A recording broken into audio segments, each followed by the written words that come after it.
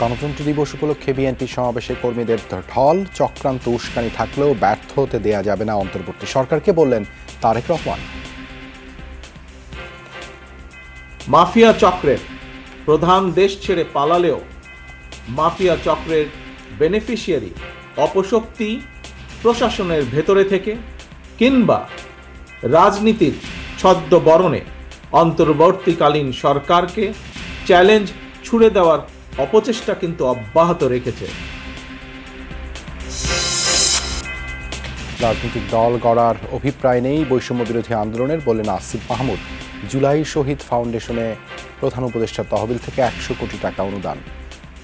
শহীদ পরিবার যারা আর্থিক সংকটে ভুগছেন তাদেরকে জরুরি একটি আর্থিক সহায়তা দিবে এই শহীদ স্মৃতি ফাউন্ডেশন।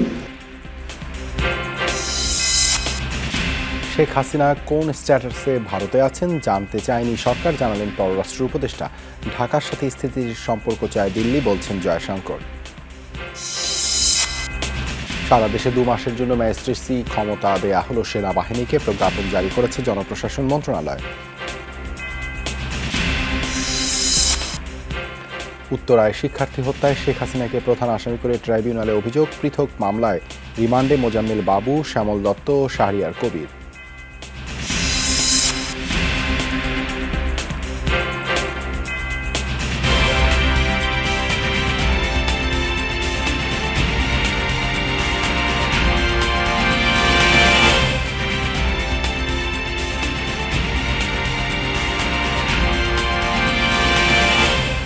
আমন্ত্রণ যমুনা নিউজে আপনাদের সঙ্গে আছে আমি দেবাশিস রঞ্জন সরকার। এতক্ষণ শিরোনাম দেখছিলেন। জবাবদিহিমূলক সরকার এবং সংসদ প্রতিষ্ঠার লক্ষ্য সামনে রেখে সংস্কার কার্যক্রমে এগিয়ে নেওয়া দরকার বলে মনে করেন বিএনপির ভারপ্রাপ্ত চেয়ারম্যান তারেক রহমান। নয়াপল্টনে দলের গণতন্ত্র সমাবেশে ভার্চুয়ালি যোগ দিয়ে তিনি বলেন, দেশি বিদেশি চক্রান্ত ও উস্কানির মধ্যেও অন্তর্বর্তী সরকারকে ব্যর্থ হতে দেয়া যাবে না। সরকার নিজেরাই যেন ব্যর্থতার কারণ না হয় সে বিষয়েও দিয়েছেন সতর্ক থাকার পরামর্শ। তারেক রহমানের দাবি, অন্তর্বর্তী সরকারকে চ্যালেঞ্জ ছুড়ে দেওয়ার অপচেষ্টা চালিয়ে যাচ্ছে বিগত মাফিয়া সরকারের সুবিধাভোগীরা। রোদ ঝলমলে দিনে আন্তর্জাতিক গণতন্ত্র দিবস উপলক্ষে বিএনপির এই সমাবেশ। একদিকে নাইটিঙ্গেল মোড় আর অন্যদিকে আরামবাগ ছাড়িয়ে আশপাশের সড়কের বিস্তৃত এলাকা জুড়ে ছিল বিএনপি নেতাকর্মীদের অবস্থান। সকাল থেকেই গুচ্ছ গুচ্ছ মিছিলে ঢাকা মহানগর ছাড়াও আশপাশের জেলা ও মহানগরের নেতৃবৃন্দ যোগ দেন নয়াপল্টনে বিএনপির গণতন্ত্র সমাবেশ স্থলে, যেখানে মূল আকর্ষণ ছিলেন দলের ভারপ্রাপ্ত চেয়ারম্যান তারেক রহমান। বুক পেতে দিতে রাজি, তবুও তারা স্বৈর শাসনকে মেনে নিতে রাজি নয়। ফ্যাসিস্টদের সুবিধাভোগীরা অন্তর্বর্তী সরকারকে চ্যালেঞ্জ ছুড়ে দেওয়ার অপচেষ্টা এখনো অব্যাহত রেখেছে বলে দাবি করেন তারেক রহমান। বিনা ভোটের সেই সরকারের পরিচয় হয়ে উঠেছিল government of the mafia, by the mafia, for the mafia. তবে মাফিয়া চক্রের প্রধান দেশ ছেড়ে পালালেও মাফিয়া চক্রের বেনিফিশিয়ারি অপশক্তি প্রশাসনের ভেতরে থেকে কিংবা রাজনীতির ছদ্মবরণে অন্তর্বর্তীকালীন সরকারকে চ্যালেঞ্জ ছুড়ে দেওয়ার অপচেষ্টা কিন্তু অব্যাহত রেখেছে। অন্তর্বর্তী সরকারের ব্যর্থতা মানে সকলের ব্যর্থতা, এমন মন্তব্য করেন বিএনপির এই শীর্ষ নেতা। বলেন, দেশ বিদেশের নানা ষড়যন্ত্রের মুখে সরকার নিজেরাই যেন ব্যর্থতার কারণ না হয় সে বিষয়েও সতর্ক থাকতে হবে। দেশে বিদেশে থেকে নানা রকমের উস্কানিতেও জনগণ অন্তর্বর্তীকালীন সরকারকে ব্যর্থ হতে দেবে না। তবে অন্তর্বর্তীকালীন সরকার যাতে নিজেরাই নিজেদের ব্যর্থতার কারণ না হয়ে দাঁড়ায় সে ব্যাপারে তাদেরকেও সতর্ক থাকতে হবে। সরকারের এজেন্ডা সেটিং সঠিক না হলে গণ অভ্যুত্থানের সাফল্য ব্যাহত হতে পারে উল্লেখ করে তারেক রহমান আশা করেন, সংস্কার কার্যক্রমের পথ ধরে নির্বাচনী রোডম্যাপে উঠবে বাংলাদেশ।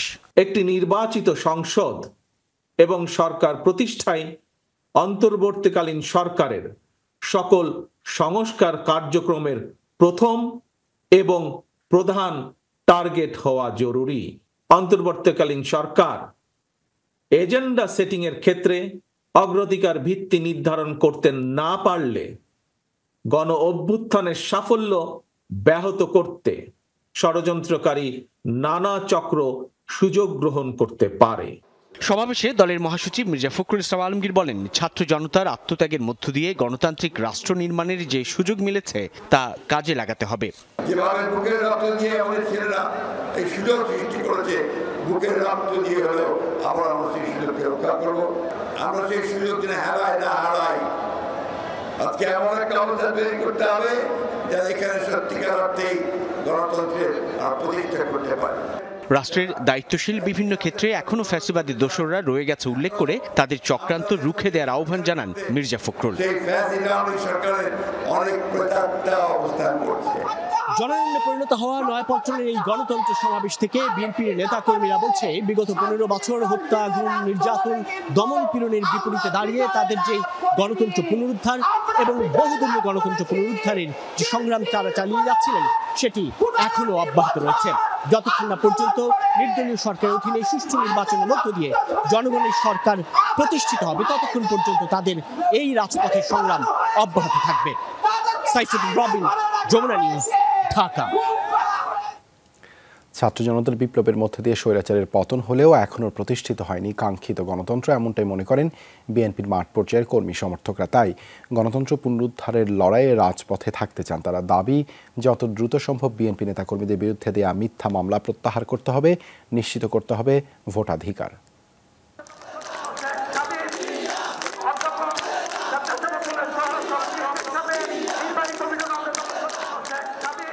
বদলে যাওয়া পরিস্থিতিতে প্রাণ ফিরেছে বিএনপি নেতাকর্মীদের মাঝে।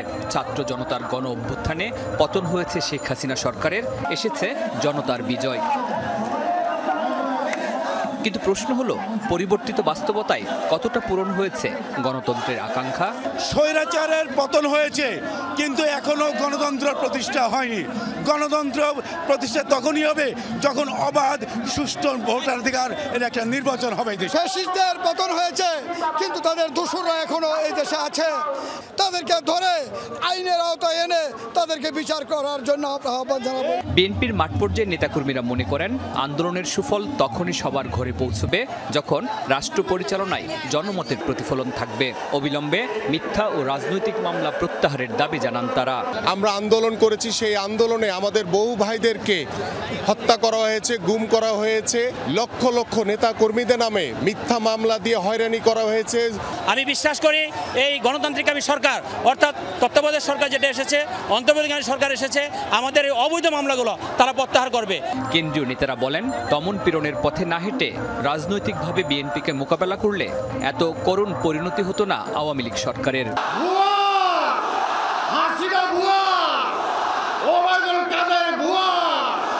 কোথায় বোরকা পরে পালায় গেছে খবর পাওয়া যাইতেছে না, তাদের দেখলে পুলিশ স্টেশনে ধরাই দিবেন। আওয়ামী লীগের নেতৃবৃন্দ গ্রেপ্তার হচ্ছেন এবং ফ্যাসিস্ট দলের সদস্য হিসেবে, চোরাকারবারি হিসেবে, মানি লন্ডারিংয়ের বাসা হিসেবে তারা মার খাচ্ছেন। আমাদের নেতা কর্মীরা আমরা ইনশাআল্লাহ কখনো মারের মুখে আমরা পড়ি নাই, ইনশাআল্লাহ পড়তেও হবে না। জনসভায় উপস্থিত নেতাকর্মীরা মনে করেন, ছোটখাটো স্বার্থের দ্বন্দ্ব আর বিভেদ ভুলে ঐক্যবদ্ধ থাকলেই অটুট থাকবে ছাত্র জনতার আন্দোলনের সুফল। বিএনপির মাঠ পর্যায়ের নেতাকর্মীরা বলছেন, কোনো দল বা গোষ্ঠীর একক কৃতিত্বে নয়, ক্ষমতার পট পরিবর্তন হয়েছে গণতন্ত্রকামী মানুষের স্বতঃস্ফূর্ত অংশগ্রহণে। তাই কারো অবদানকে খাটো করা যাবে না, বরং সবাইকে নিয়ে ঐক্যবদ্ধভাবে এগিয়ে যেতে হবে, নিশ্চিত করতে হবে, মসৃণ করতে হবে গণতন্ত্রের পথ চলা। শরীফুল ইসলাম খান, যমুনা নিউজ, ঢাকা। রাজনৈতিক দল গঠনের কোনো অভিলাষ নেই বৈষম্য বিরোধী ছাত্র আন্দোলনের, জানিয়েছেন শ্রম ও কর্মসংস্থান মন্ত্রণালয়ের উপদেষ্টা আসিফ মাহমুদ সজীব ভুঁইয়া। সকালে রাজশাহীতে তিনি বলেন, রাষ্ট্রীয় দায়িত্ব শেষে সবাই যে যার পেশায় ফিরে যাবেন। বলেন, নির্বাচন ও ক্ষমতার পালাবদলের জন্য জনগণ অভ্যুত্থানে অংশ নেয়নি, তারা ফ্যাসিবাদের বিরুদ্ধে চেয়ে রাস্তায় নেমেছিল। সেই লক্ষ্যেই কাজ করছে অন্তর্বর্তীকালীন সরকার। জনগণের ম্যান্ডেটেই চলছে সংস্কার। উপদেষ্টা আসিফ মাহমুদ জানান, বিভিন্ন রাজনৈতিক দলের সাথে যেন ভুল বোঝাবুঝি সৃষ্টি না হয় সেজন্য বৈঠক হচ্ছে। রাষ্ট্র সংস্কার শেষে নির্বাচন দিয়ে হস্তান্তর করা হবে ক্ষমতা।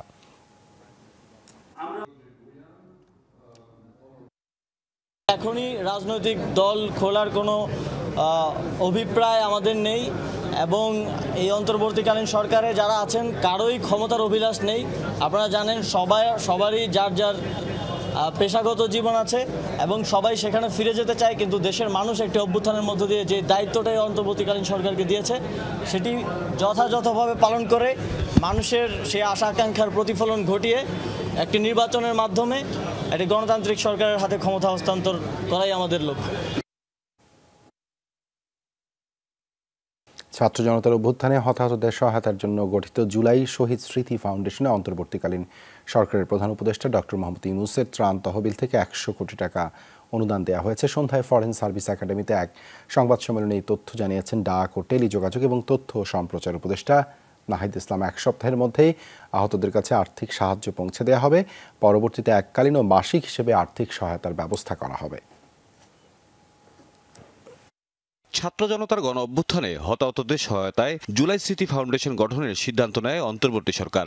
প্রধান উপদেষ্টা ডক্টর মোহাম্মদ ইউনূসকে সভাপতি ও আন্দোলনে নিহত মুগ্ধর ভাই স্নিগ্ধকে সম্পাদক করে 7 সদস্যের জুলাই শহীদ স্মৃতি ফাউন্ডেশন গঠন করা হয়। মঙ্গলবার সরকারের পক্ষ থেকে আনুষ্ঠানিকভাবে 100 কোটি টাকা হস্তান্তরের মধ্য দিয়ে কার্যক্রম শুরু করল এই ফাউন্ডেশন। শুরুতেই গুরুত্ব দেওয়া হচ্ছে আহতদের চিকিৎসা ও নিহতদের পরিবারের মধ্যে যারা আর্থিক সংকটে রয়েছেন তাদের। 1 সপ্তাহের মধ্যে শুরু হবে সহায়তা দেয়া। বর্তমানে যারা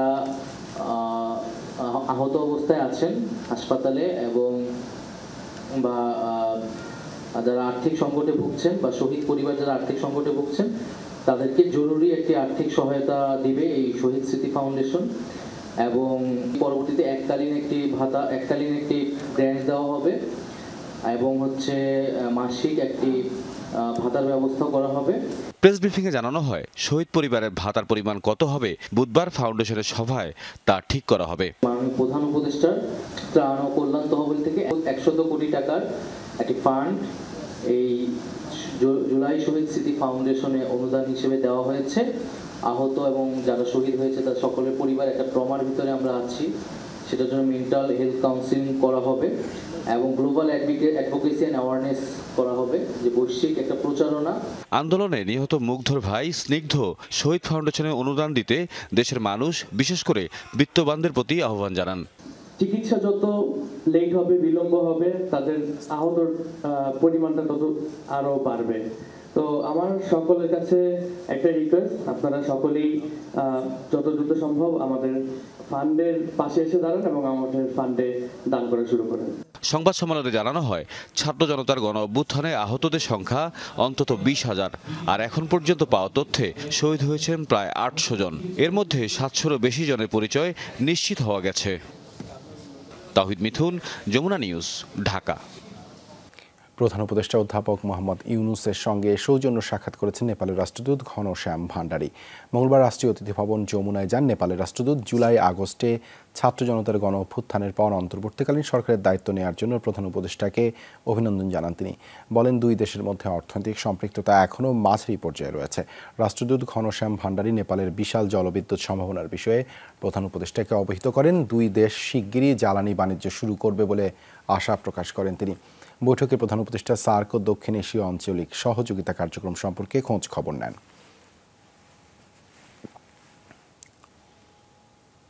কোন স্ট্যাটাসে সাবেক প্রধানমন্ত্রী শেখ হাসিনা ভারতে আছেন তা এখনও জানতে চায়নি অন্তর্বর্তীকালীন সরকার। এই কথা জানিয়েছেন পররাষ্ট্র উপদেষ্টা তৌহিদ হোসেন। বলেছেন ভারতে 45 দিন পার হলে আওয়ামী লীগ সভাপতির কী হবে তা দেশটির ইস্যু, তবে সবকিছু যে আইন দিয়ে হয় না তা স্মরণ করিয়ে দেন তিনি। এদিকে বাংলাদেশের রাজনৈতিক পট পরিবর্তনকে অভ্যন্তরীণ ইস্যু উল্লেখ করে অন্তর্বর্তী সরকারের সাথে সুসম্পর্ক অব্যাহত রাখার কথা বলেছেন ভারতের পররাষ্ট্রমন্ত্রী এস জয়শঙ্কর। ছাত্র জনতার গণ অভ্যুত্থানে 5 আগস্ট দেশ ছাড়তে বাধ্য হন তৎকালীন প্রধানমন্ত্রী শেখ হাসিনা। সেই থেকে ভারতে অবস্থান করছেন আওয়ামী লীগ সভানেত্রী। 8 আগস্ট ডক্টর মোহাম্মদ ইউনূস অন্তর্বর্তীকালীন সরকার গঠনের পর দায়িত্বপ্রাপ্তদের সাথে দেখা করেছেন ভারতের হাইকমিশনার প্রণয় ভার্মা। সেখানে সম্পর্ক অব্যাহত রাখার কথা বারবারই স্পষ্ট করেছে দুপক্ষই। এরই মধ্যে ভারতীয় গণমাধ্যমে দেয়া সাক্ষাৎকারে দেশটিতে থাকা সাবেক প্রধানমন্ত্রীকে কথা না বলার আহ্বান জানিয়েছেন প্রধান উপদেষ্টা। যদিও কি হিসেবে ভারতে অবস্থান করছেন শেখ হাসিনা তা এখনো স্পষ্ট নয় খোদ সরকারের কাছেও। না, আমরা অফিসিয়ালি কিছু জানি। যেটুকু বলেছিলেন প্রথমে তাদের পররাষ্ট্রমন্ত্রী যে উনি এসছেন, খুব তাড়াতাড়ি তাকে আসলে দিতে হয়েছে। জানতে চেয়েছি তার স্ট্যাটাস সম্পর্কে, আমি কোনো অফিসিয়ালি তাদেরকে কিছু বলিনি। গুঞ্জন আছে পাসপোর্ট ছাড়াই ভারত গিয়েছেন সাবেক প্রধানমন্ত্রী। ধারণা, এ অবস্থায় দেশটিতে ৪৫ দিন পর্যন্ত থাকতে পারবেন তিনি। বুধবার দেশ ছাড়ার ১.৫ মাস পূর্ণ হচ্ছে শেখ হাসিনার। এরপর তাহলে কি, প্রশ্ন পররাষ্ট্র উপদেষ্টার কাছে। দেখুন, সব কিছুই শুধু আইন দিয়ে চলে না। অনেকেই তো মার্কিন যুক্তরাষ্ট্রে গিয়ে 2 বছর থেকে আসছে, তাদের কি ৪৫ দিনের মধ্যে কি তাদের কাজ সব শেষ হয়ে গেছিল? হয়নি। এখন ভারত সরকার তাকে আশ্রয় দিয়েছে, উনি ওখানে থাকছেন। আমাদেরকে এটা এইভাবেই দেখতে হবে, দিনক্ষণ না গুণে।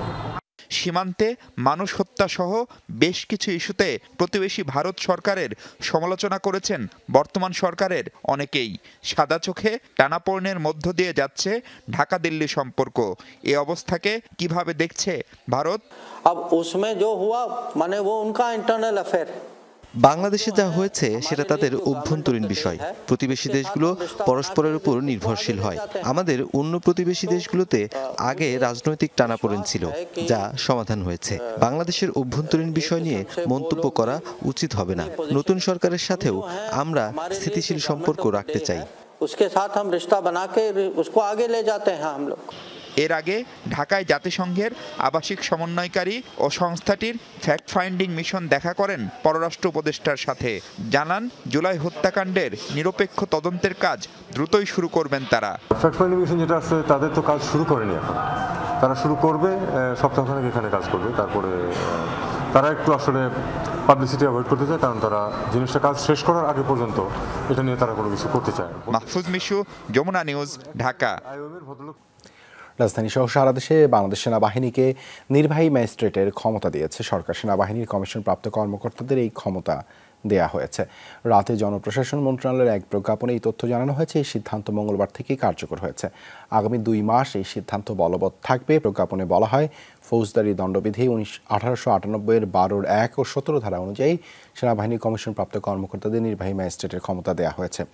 আরও বলা হয়, ফৌজদারি দণ্ডবিধি 1898-এর 64, 65, 83, 84, 86, 95-এর 2, 100, 105, 107, 109, 110, 126, 127, 128, 130, 133 এবং 142 ধারা অনুযায়ী সংগঠিত অপরাধের ক্ষেত্রে সেনাবাহিনী কর্মকর্তারা তাদের বিচারিক ক্ষমতা প্রয়োগ করতে পারবেন। কোটা সংস্কার আন্দোলন ঘিরে ঢাকাসহ সারা দেশে সংঘর্ষ ছড়িয়ে পড়লে 19 জুলাই দিবাগত রাতে সেনাবাহিনী মোতায়েন ও কারফিউ জারি করেছিলেন তৎকালীন সরকার। এরপর ছাত্র জনতার গণ অভ্যুত্থানে 5 আগস্ট আওয়ামী লীগ সরকারের পতন হয়। 3 দিনের মাথায় 8 আগস্ট শান্তিতে নোবেল জয়ী অর্থনীতিবিদ ডক্টর মোহাম্মদ ইউনূসের নেতৃত্বে অন্তর্বর্তী সরকার গঠিত হয়। আইন শৃঙ্খলা রক্ষায় সারা দেশে কাজ করছে সেনাবাহিনী। বাংলাদেশকে আরও $200 কোটি বেশি ঋণ সহায়তার প্রতিশ্রুতি দিল বিশ্বব্যাংক। সকালে উন্নয়ন সংস্থাটির কান্ট্রি ডিরেক্টর আব্দুল্লাহ শেখ সাক্ষাৎ করেন প্রধান উপদেষ্টা ডক্টর মোহাম্মদ ইউনূসের সাথে। সে সময় দেন এই প্রতিশ্রুতি। অন্তর্বর্তীকালীন সরকার প্রধানের আহ্বানে সাড়া দিয়ে বাংলাদেশ থেকে পাচার হওয়া অর্থ ফেরত আনতে সহায়তার আশ্বাস দেন বিশ্বব্যাংকের কান্ট্রি ডিরেক্টর। সকাল 11:30টায় প্রধান উপদেষ্টা মোহাম্মদ ইউনূসের সাথে সাক্ষাৎ করেন বিশ্বব্যাংকের কান্ট্রি ডিরেক্টর। পারস্পরিক আলোচনায় উঠে আসে সাম্প্রতিক নানান বিষয়। বিশ্বব্যাংকের তরফ থেকে অন্তর্বর্তীকালীন সরকারকে সব ধরনের সহায়তার প্রস্তাব দেওয়া হয়। বন্যা পরবর্তী পুনর্বাসন, স্বাস্থ্য সহ বিভিন্ন সংস্কার প্রকল্পে $2 বিলিয়ন বা $200 কোটি সহায়তার দেয়া হয় প্রতিশ্রুতি। এ সময় আর্থিক খাতে সংস্কারে দাতা সংস্থাটির সহযোগিতা চান অন্তর্বর্তীকালীন সরকার প্রধান। পাচার হওয়া অর্থ ফিরিয়ে আনার বিষয়ে সহায়তা চাইলে তাতেও বিশ্বব্যাংকের পক্ষ থেকে দেয়া হয় সম্মতি। এর আগে অর্থ উপদেষ্টা সালেউদ্দিন আহমেদের সাথে সাক্ষাৎ করে বিশ্বব্যাংকের একটি প্রতিনিধি দল। বৈঠকে আর্থিক খাতে সংস্কার এবং তারল্য সংকট কাটানোর বিষয়ে আলোচনা হয়। বিশ্বব্যাংকের প্রতিনিধিরা জানান, আর্থিক খাত সংস্কারে বাংলাদেশকে $100 কোটি ঋণ সহায়তা দিবে বিশ্বব্যাংক, যার মধ্যে পলিসি বেসড লোন থাকবে $750 মিলিয়ন আর ইনভেস্টমেন্ট লোন ও গ্যারান্টি ফ্যাসিলিটি হিসেবে থাকবে $250 মিলিয়ন। শর্তগুলো তো এইড যখন আসবে বা এসে আসবে, এর আগে আমাদের কতগুলো অ্যাকশন নিতে হবে, তাই না? এবং যেগুলো আমরা বলছি এটা বাস্তবায়নযোগ্য যেন হয়, এমন দেবে না যে আমরা ওটা বাস্তবায়ন করতে পারবো না, আবার টাকাও দেবে না। সোজাসুজি বলেছি, আমাদের যে সংস্কারের জন্য বা অর্থনৈতিক উন্নয়নের যে সমস্ত জিনিস বাস্তবায়নযোগ্য হয় সেই কতগুলো অ্যাকশন আমাদের। আগামী ডিসেম্বরের মধ্যে বিশ্বব্যাংকের বোর্ডে এই ঋণ অনুমোদন হওয়ার কথা অর্থ উপদেষ্টাকে অবহিত করেছে বিশ্বব্যাংকের প্রতিনিধি দল। ভাস্কর ভাদুরী, যমুনা নিউজ, ঢাকা। আগামী 3 বছরে বাংলাদেশকে 4 থেকে 5 বিলিয়ন মার্কিন ডলার অর্থ সহায়তা দেবে ইসলামিক ডেভেলপমেন্ট ব্যাংক ISDB। মঙ্গলবার দুপুরে সচিবালয়ে অর্থ ও বাণিজ্য উপদেষ্টা ডক্টর সালেউদ্দিন আহমেদের সাথে বৈঠক করেন IDBর regional hub manager Nasir Sulaiman. বৈঠক শেষে এই আশ্বাসের কথা জানিয়েছেন তিনি। বলেন, অর্থ সহায়তা দেওয়া হবে একটি প্যাকেজের আওতায়, যা রাষ্ট্র সংস্কারের বিভিন্ন খাতের জন্য ব্যবহার হবে। অর্থ উপদেষ্টা ডক্টর সালেউদ্দিন আহমেদ বলেন, ভৌত অবকাঠামো সহ সম্প্রতি বন্যায় ক্ষতিগ্রস্ত রাস্তাঘাট নির্মাণে অর্থনৈতিক সহায়তা করবে ইসলামিক ডেভেলপমেন্ট ব্যাংক। জ্বালানি বিদ্যুৎ খাতেও দেবে সহায়তা। ইনফ্রাস্ট্রাকচার ভৌত অবকাঠামো যথেষ্ট, আর সফট সেক্টর বলা স্বাস্থ্য। আর জ্বালানি ক্ষেত্রে আমরা বলছি জ্বালানি ক্ষেত্রে ওরা এক্সপ্লোর করবে, ওরা ওদের একটি ছিল অন্য ডোনারদের সাথে কথা বলে ওরা ইচ্ছা করে। I think part of the plan is really to help the country for the next 3 years with maybe around $4 to $5 billion. Sheikh Hasina সরকার সব প্রতিষ্ঠানকে দলীয়করণ করেছে, তাই স্বৈরাচারী সরকার পতনের পর তার অনুগতরা নতুন সরকারকে অসহযোগিতা করছে, এই মন্তব্য করেছেন বৈষম্য বিরোধী ছাত্র আন্দোলনের সমন্বয়ক উমামা ফাতেমা। ইয়ুথ ফর পলিসির আয়োজনে এক মতবিনিময় সভায় অন্য বক্তারা বলেন, আর কেউ যেন দলীয়করণের মাধ্যমে বাংলাদেশকে গ্রাস করতে না পারে, সে লক্ষ্যেও কাজ করতে হবে তরুণদের। জননীতিতে তরুণদের স্থায়ী অংশগ্রহণ সহ 11 দফা দাবিতে বৈষম্যহীন বাংলাদেশ ও তারুণ্যের ইশতেহার নিয়ে মতবিনিময় সভা। সকালে রাজধানীর এক হোটেলে ইয়ুথ ফর পলিসির এই আয়োজনে অংশ নেয় দেশের 15টি জেলার তরুণরা। অদৃশ্যভাবে অন্য কেউ সেই জায়গাটা দখল করছে। পরিবর্তিত বাংলাদেশে তরুণরা শিক্ষা ও চিকিৎসা খাত ছাড়াও পার্বত্য অঞ্চলের পিছিয়ে পড়া জনগোষ্ঠীর জীবনমান উন্নয়ন ও প্রশাসনিক বিকেন্দ্রীকরণ সহ বেশ কিছু নির্দেশনা তুলে ধরেন মতামতে। রাষ্ট্রের কাঠামো গঠন প্রণালী সেটা আমাদের শুধু করোনা নয়, আমাদের যে অধিকার সেটা জিম্মি করে রাখা হয়েছে। আমরা যদি নলেজই না থাকে একটা বিশেষ কমিউনিটির সম্পর্কে, তখন তো আমরা তাদেরকে নিয়ে ভাবতেই পারবো না। বাংলাদেশে আমরা হরিজন একটা সুন্দরভাবে একটা বাসস্থানের সুযোগ পাই। সরকারি যে হাসপাতাল, কমিউনিটি ক্লিনিকে আমি যদি মাসের 1 তারিখে যাই, আমাকে বলা হবে ওষুধ নেই। কোনো সংস্কৃতি যেন কোনো সংস্কৃতিকে আবার মানে বাধাগ্রস্ত না করে, যে কাওয়ালি হলে যেন শ্যামা সঙ্গীত বন্ধ না হয়ে যায়। একই সাথে নারীসহ সংখ্যালঘু জনগোষ্ঠীর নিরাপত্তা, দেশের প্রত্যন্ত অঞ্চলে ইন্টারনেট সরবরাহ স্বাভাবিক রাখার মতো বিষয়গুলো গুরুত্ব পায় আলোচনায়। জলবায়ু বান্ধব অর্থনীতি ও পরিবেশ সুরক্ষায় কঠোর আইনগত নজরদারি চাই। বাংলাদেশ ব্যাংক নতুন নোট ছাপিয়ে তাদেরকে লোন দিয়েছে, যেখানে আমরা তরুণ উদ্যোক্তারা যারা আছি তাদেরকে লোন দেওয়া হয় না। প্লাস্টিক উৎপাদন ও ব্যবহারের কঠোর নিয়ন্ত্রণ আরোপ করতে হবে। মত প্রকাশের স্বাধীনতা বা প্রতিবাদের যে অধিকার, এই অধিকারকে কেন অন্যরা দমন করবে বা কেনই ভয়ভীতি দেখাবে? এ সময় বক্তারা তরুণ নেতৃত্বের অংশগ্রহণকে আরও শক্তিশালী করার আহ্বান জানান। অনলাইনে তরুণদের নিরাপদে রাখা, মত প্রকাশের স্বাধীনতা ও দুর্নীতিমুক্ত শাসন ব্যবস্থারও দাবি তোলেন তারা। আরেকজনকে বঞ্চিত করে নিজের জায়গা দখল করে নেওয়ার যে একটা চর্চা রয়ে গেছে, সেখানে কিন্তু এখনো আমরা মানে পুরোপুরি হয়তো অভ্যাস পরিবর্তন আমাদের হয়নি। ডেমোক্রেসির জন্য আসলে ইন্টারনেট বা স্মার্টফোনের এই জিনিসটা করতে হবে, এবং এটা নর্মালি সাধারণ যখন একটা পলিটিক্যাল গভর্নমেন্ট চলে আসবে এটা করবে না, কারণ জানে যে ওটা করলে ওদের সমস্যা। সরকারকে হলো গিয়ে সহযোগিতা করার মানসিকতা আমাদের মধ্যে থাকতে হবে, এবং আমাদের নিজেদের মানসিকতার অনেক পরিবর্তন দরকার। এ সময় বৈষম্য বিরোধী আন্দোলনের সমন্বয়ক ও লিয়াজু কমিটির প্রতিনিধিরা জানান, শেখ হাসিনার সরকার সকল প্রতিষ্ঠানকে দলীয়করণ করায় তাদের অনুগতরা এই সরকারকে অসহযোগিতা করছে। সরকার আছে, কিন্তু সরকার ওই অর্থে ক্ষমতায়িত না যতটা না বৈষম্য বিরোধী ছাত্র আন্দোলন ক্ষমতায়িত, এবং বৈষম্য বিরোধী ছাত্র আন্দোলনের নামে এখানে দখলদারিত্ব করাটা আরো বেশি লেজিটিমেসি নিয়ে দখলদারিত্ব করা যায়। আমাদের তরুণ যারা আছেন, আমরা জানি গত 15 বছরের শিক্ষা ব্যবস্থা থেকে শুরু করে অন্যান্য কারণে আমাদের চিন্তা কাঠামোকে এমনভাবে ভোতা করে দেওয়া হয়েছে যে আমরা এখন ক্রিটিক্যালি কোনো জিনিসের সাথে এঙ্গেজ হতে পারি না। ছাত্র জনতার অভ্যুত্থানে পাওয়া নতুন বাংলাদেশে আর যেন দলীয়করণের মাধ্যমে বৈষম্যের সৃষ্টি না হয়, সে বিষয়ে তরুণদের সজাগ থাকার আহ্বান জানানো হয়। আহমেদ রেজা, যমুনা নিউজ, ঢাকা। যাত্রা শুরু হলো ভয়েস ফর রিফর্ম নামে একটি নতুন প্ল্যাটফর্মে। বিকেলে ঢাকা রিপোর্টার্স ইউনিটি মিলনায়তনে নতুন এই প্ল্যাটফর্মটির লক্ষ্য উদ্দেশ্যের কথা তুলে ধরেন এর উদ্যোক্তারা। মানবাধিকার কর্মী, আইনজীবী সহ বিভিন্ন পেশাজীবী ও বৈষম্য বিরোধী ছাত্র আন্দোলনের সমন্বয়কদের নিয়ে গঠিত হয়েছে এই প্ল্যাটফর্ম। 4 অক্টোবর থেকে রাষ্ট্রের নানা অঙ্গনের সংস্কার নিয়ে মেরামত আলাপ শিরোনামে হবে ধারাবাহিক আলোচনা। বিশেষজ্ঞ ও নাগরিক প্রতিনিধিদের যৌথ অংশগ্রহণে এসব আলোচনা থেকে উঠে আসা সুনির্দিষ্ট সমাধান প্রস্তাবনা আকারে তুলে ধরা হবে, যা নীতি নির্ধারণী প্রক্রিয়ায় সহায়ক ভূমিকা পালন করবে বলে মনে করেন উদ্যোক্তারা। আমরা সম্মিলিতভাবে যেই কথাগুলি বলছি, আমাদের দুশ্চিন্তাগুলি যেখানে, সেটাকে উপস্থাপন করা যাতে তারা শুনতে পারে। রিফর্ম নিয়ে কিন্তু অনেক কথা বলা হয়, রিফর্মের প্রয়োগ নিয়ে কিন্তু খুব একটা কাজ করা হয়। কাজে আমরা যেই জিনিসটা করব, সম্মিলিতভাবে আমাদের সম্মিলিতভাবে নজরদারি রাখা, যাতে যেই সরকারে থাকুক না কেন সে একই আচরণ করে পার না পেয়ে যায়।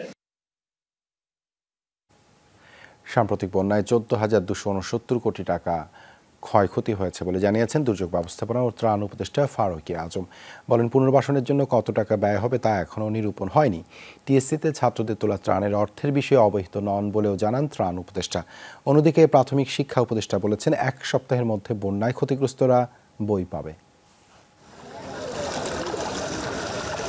স্মরণকালের ভয়াবহ বন্যায় আক্রান্ত হয়েছিল দেশের দক্ষিণ পূর্বাঞ্চলের 11 জেলা। এতে ক্ষয়ক্ষতির পরিমাণ নিরূপণ করেছে দুর্যোগ ব্যবস্থাপনা ও ত্রাণ মন্ত্রণালয়। সে অনুযায়ী বন্যায় প্রায় 9,42,000 মানুষ ক্ষতিগ্রস্ত হয়েছে, মারা গেছেন 74 জন। আর সার্বিকভাবে ক্ষয়ক্ষতির পরিমাণ 14,269 কোটি 68 লাখ টাকার মতো। উপদেষ্টা বলেন, পুনর্বাসন প্রক্রিয়ায় কত টাকা লাগবে তা এখনও নিরূপণ হয়নি। পুনর্বাসন প্রক্রিয়া অলরেডি শুরু হয়েছে মাঠ পর্যায়ে। এটার জন্য কমিটি গঠন করা হয়েছে। এরা সম্পূর্ণ বিষয়টি, পুনর্বাসন প্রক্রিয়াটি তারা মনিটরও করবেন এবং তারা উদ্যোগ আয়োজনগুলো সম্পন্নও করবেন। বন্যার্তদের সহায়তায় ত্রাণ মন্ত্রণালয়ের মাধ্যমে প্রধান উপদেষ্টার ত্রাণ তহবিলে 79,52,07,522 টাকা জমা পড়েছে। এক প্রশ্নের জবাবে ত্রাণ উপদেষ্টা বলেন, ছাত্রদের উদ্যোগে টিএসসিতে তোলা ত্রাণ সহায়তার বিষয়ে তিনি জানেন না। এটা আমার কোনো ধারণা নাই, তাদের কাছে জানতে চাইব। আর তাদের যে এইটা সংশ্লিষ্ট যারা এটার সাথে আছে তারা যা বলবেন সেটাও আপনাদেরকে জানাবো। এর আগে প্রাথমিক ও গণশিক্ষা মন্ত্রণালয়ের কর্মকর্তা কর্মচারীদের একদিনের বেতনের 20 কোটি 50 লাখ টাকা তুলে দেওয়া হয় ত্রাণ উপদেষ্টার হাতে। এ সময় প্রাথমিক শিক্ষা উপদেষ্টা বলেন, বন্যা আক্রান্ত এলাকায় 1 মাসের মধ্যে শিক্ষা কার্যক্রম স্বাভাবিক হবে। 1 সপ্তাহের মধ্যেই আমাদের সব শিশুরা তাদের পাঠ্যপুস্তক এবং শিক্ষা উপকরণ পেয়ে যাবে এবং 1 মাসের মধ্যেই আমাদের বন্যার যে ক্ষতিগ্রস্ত হয়েছে বিদ্যালয়গুলো এবং আসবাবপত্রগুলো, সেগুলো সব ঠিকঠাক হয়ে যাবে। প্রাথমিক শিক্ষা উপদেষ্টা জানান, বন্যায় 2,772টি স্কুল ক্ষতিগ্রস্ত হয়েছে। সার্বিকভাবে প্রাথমিক শিক্ষা খাতে ক্ষতি হয়েছে 32 কোটি টাকা। আলমগীর স্বপন, যমুনা নিউজ, ঢাকা। আগামী 5-6 মাসের মধ্যে সরকার এলসির সব দায় পরিশোধ করা হবে, এমন আশ্বাস দিয়েছেন বাংলাদেশ ব্যাংকের গভর্নর আহসান-ই মনসুর। বিকেলে বাণিজ্যিক ব্যাংকের প্রধান নির্বাহী এবং বিদেশি ব্যাংকের প্রতিনিধিদের সাথে বৈঠকে আশ্বাস দেন গভর্নর। বলেন, প্রতিদিন বাজার থেকে 50 থেকে 60 মিলিয়ন ডলার কিনে রাষ্ট্রায়ত্ত ব্যাংকগুলোকে দেওয়া হচ্ছে। এভাবে গেল 1 মাসে 800 মিলিয়ন ডলার পরিশোধ করেছে বাংলাদেশ ব্যাংক। অবশিষ্ট বকেয়া আগামী 5-6 মাসের মধ্যেই পরিশোধ করা হবে। বিদেশি ব্যাংকের নির্বাহীদেরও বাংলাদেশ ব্যাংকের উপর আস্থা রাখার আহ্বান জানান গভর্নর। বলেন, বিদেশি কোনো দায় পরিশোধে এখন পর্যন্ত খেলাপি হয়নি বাংলাদেশ, সামনের দিনেও হবে না। বাণিজ্যিক ব্যাংকগুলোর সাথে বিদেশি ব্যাংকগুলোকে ব্যবসা স্বাভাবিক রাখার আহ্বান জানান গভর্নর। শামীম ওসমানের মতো আর কোনো টপ টেররকে নারায়ণগঞ্জে মাথাচাড়া দিয়ে উঠতে দেওয়া হবে না, এমন হুঁশিয়ারি দিয়েছেন নবনিযুক্ত পুলিশ সুপার প্রত্যুষ কুমার মজুমদার। মঙ্গলবার বিকেলে স্থানীয় গণমাধ্যম কর্মীদের সাথে মতবিনিময় করেন তিনি। এ সময় পুলিশ সুপার বলেন, সন্ত্রাসী কর্মকাণ্ড যেই করবে তাকেই আইনের আওতায় নিয়ে আসা হবে। মাদক, সন্ত্রাস, যানজট সহ সব সমস্যা সমাধানে কার্যকর ব্যবস্থা নেওয়ার আশ্বাস দেন তিনি। অনুষ্ঠানে জেলায় কর্মরত প্রিন্ট ও ইলেকট্রনিক্স মিডিয়ার কর্মরত সাংবাদিকরা অংশ নেন। পাবনা মেডিকেল কলেজের ১৬তম প্রতিষ্ঠা বার্ষিকী ও নবগঠিত শিক্ষক সমিতির অভিষেক উপলক্ষে মেহেদী সন্ধ্যা, ফুচকা পার্টি ও প্রীতি ক্রিকেট ম্যাচ অনুষ্ঠিত হয়েছে। মঙ্গলবার রাতে কলেজ ক্যাম্পাসে আয়োজিত অনুষ্ঠানে উপস্থিত ছিলেন অধ্যক্ষ ডাক্তার রুহুল কুদ্দুস, শিক্ষক সমিতির সভাপতি ডাক্তার আখতারুল আলম আজাদ, সাধারণ সম্পাদক ডাক্তার সিরাজুল ইসলাম শুভ, উদযাপন কমিটির সদস্য সচিব ডাক্তার মেহেদী ইবনে মোস্তফা, সাবেক শিক্ষার্থী মোস্তফা নোমান সহ আরও অনেকে। অনুষ্ঠানের মিডিয়া পার্টনার যমুনা টেলিভিশন।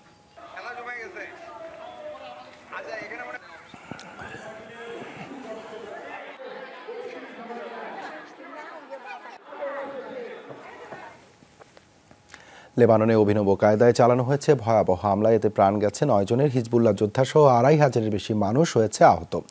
মঙ্গলবার হিজবুল্লাহ যোদ্ধাদের কাছে থেকে থাকা পোজার নামক টেলিযোগাযোগ ডিভাইস বিস্ফোরণ ঘটিয়ে এই হামলা চালানো হয়। একই সাথে বিস্ফোরিত হয় হাজার হাজার পোজার। অভিযোগ উঠেছে এই হামলায় জড়িত ইসরায়েল, যদিও আনুষ্ঠানিকভাবে কোনো মন্তব্য করেনি তেল আবিব।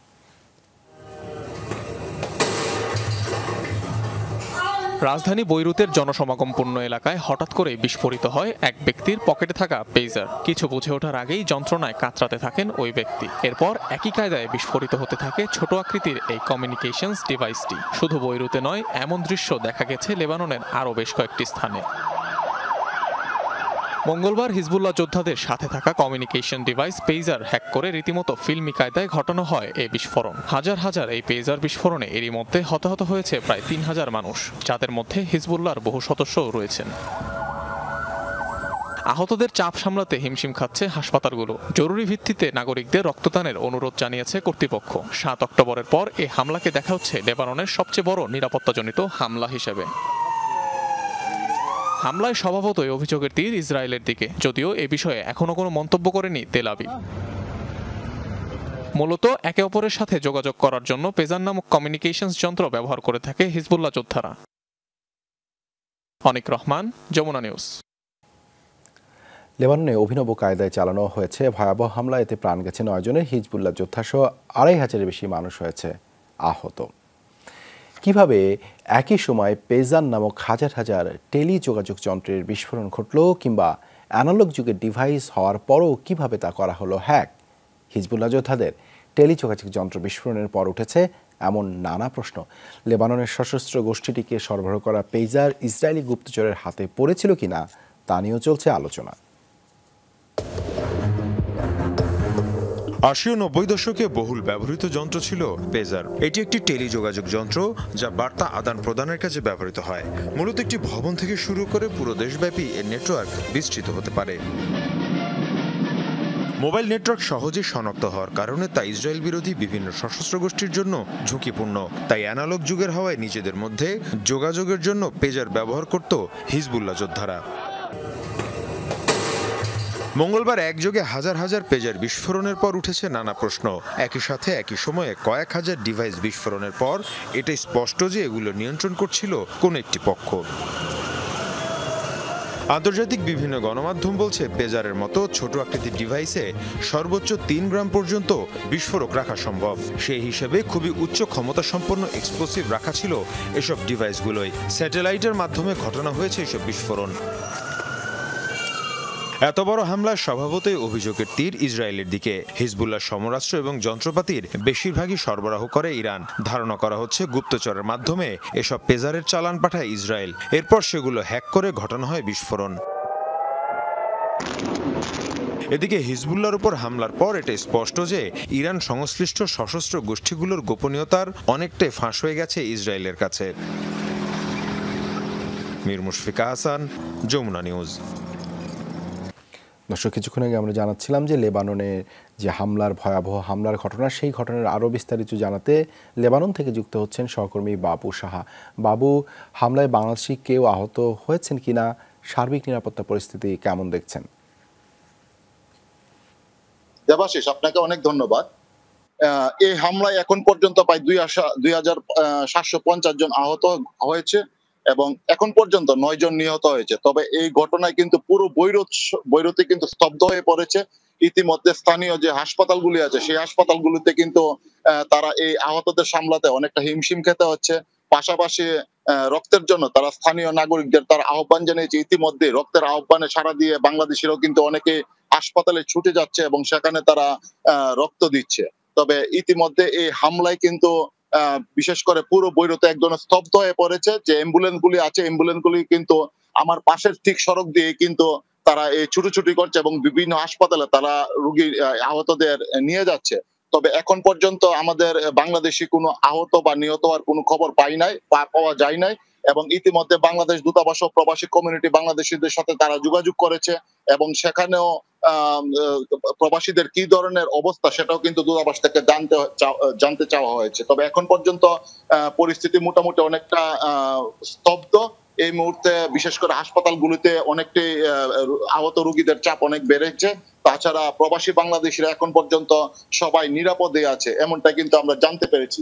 এই ছিল ধন্যবাদ বাবু যুক্ত হওয়ার জন্য। ছাত্র জনতার আন্দোলনে যে হত্যাগুলো বেশি স্পর্শকাতর আর নির্মম, আপাতত সেগুলোই তদন্তে অগ্রাধিকার পাবে, জানিয়েছেন আন্তর্জাতিক অপরাধ ট্রাইব্যুনালের chief prosecutor advocate Tajul Islam.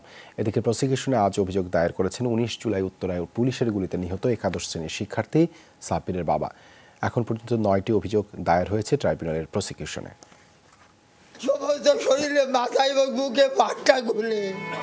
ছেলে হত্যার বিচার চাইতে এসে হাউমাউ করে কাঁদলেন এক বাবা। ছাত্র জনতার আন্দোলনের সময় গত 19 জুলাই রাজধানী উত্তরা 7 নম্বর সেক্টরে পুলিশের গুলিতে নিহত হন একাদশ শ্রেণীর ছাত্র সাব্বির সাকিব। খুলনা থেকে ঢাকায় বেড়াতে এসেছিল সাব্বির।